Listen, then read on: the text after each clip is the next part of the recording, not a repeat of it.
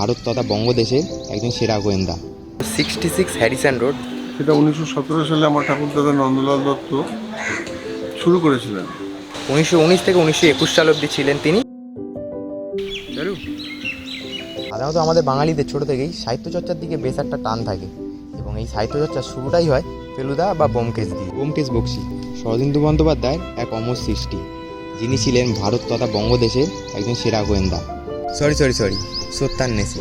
বর্তমানে ব্যোমকেশ বক্সী আরও জনপ্রিয় হয়ে উঠেছে বিভিন্ন টিভি শোস ও অডিও স্টোরিজের মাধ্যমে, এবং এনাকে নিয়ে একটা বিশেষ গানও আছে।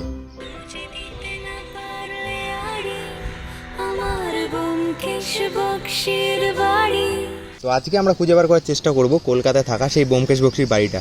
তবে তোমার কথা কলকাতা কলকাতা সব কিছু মেনে নিতে পারি। তো এখন চলে এসেছি আমরা কলেজ স্ট্রিটে এবং এখান থেকে যেতে হবে সেই জায়গাটাতে, একটু খুঁজে খুঁজে যেতে হবে। তো চলো যাওয়া যাক।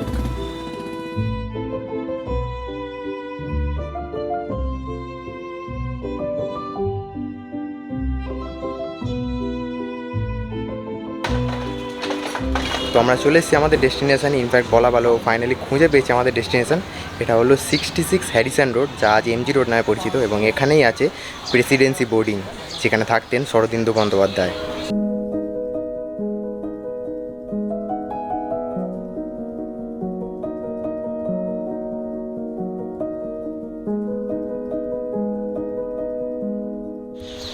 উনিশশো সালে তৈরি হয় এই প্রেসিডেন্সি মেস বাড়ি, যেখানে 1919 সালে কলকাতার ল পড়তে এসে দোতলার ছাদের পাশের ঘরে থাকতে শুরু করেন শরদিন্দু বন্দ্যোপাধ্যায়।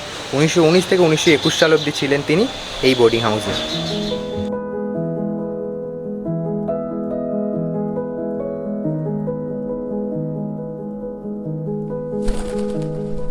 এই মেস বাড়িটিকে কেন্দ্র করে তিনি সৃষ্টি করেছিলেন তার অমর চরিত্র ব্যোমকেশ বক্সীকে।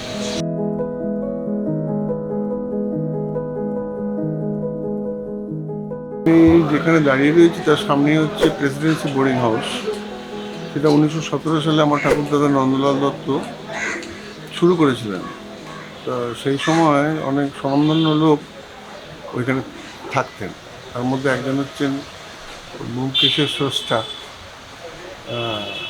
শরদিন্দু বন্দ্যোপাধ্যায়। শরদিন্দু বন্দ্যোপাধ্যায় 1919 থেকে 1921 সাল পর্যন্ত এখানে ছিলেন। তারপরে আরেকজনও খুব স্বনামধন্য লোক এখানে থাকতেন, সেটি হচ্ছে জীবনানন্দ দাস। উনি থেকেছেন 1932 থেকে 1938 সাল পর্যন্ত। তো এছাড়াও আরও অনেকেই থেকে গেছেন। আর এই বাড়ি মেস তো আগে বাইরে থেকে লোকরা এসে মেসেতেই থাকতেন, এখানে খাওয়া দাওয়া মানে মান্থলি হিসেবে থাকতেন।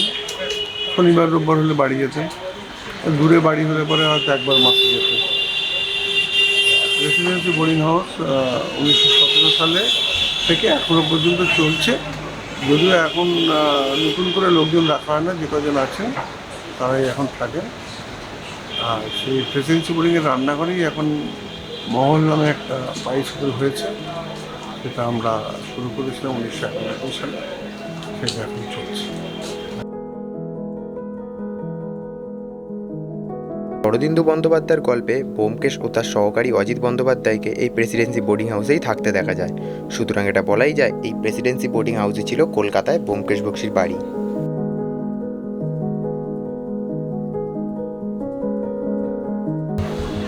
শরদিন্দু বন্দ্যোপাধ্যায়ের 125তম জন্মবার্ষিকীতে এটা ছিল আমাদের বিশেষ নিবেদন নো ইয়োর সিটি ওয়েলে।